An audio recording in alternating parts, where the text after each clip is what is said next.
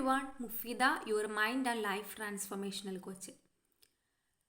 ചുരുങ്ങിയ മനസ്സുകൊണ്ടാണ് നമ്മൾ ജീവിക്കുന്നതെങ്കിൽ നമ്മളുടെ ലൈഫും ചുരുങ്ങിയതായിരിക്കും എന്നുള്ളതാണ്. മനസ്സ് വിശാലമാകണമേ എന്ന് നമ്മൾ പ്രാർത്ഥന നടത്തും.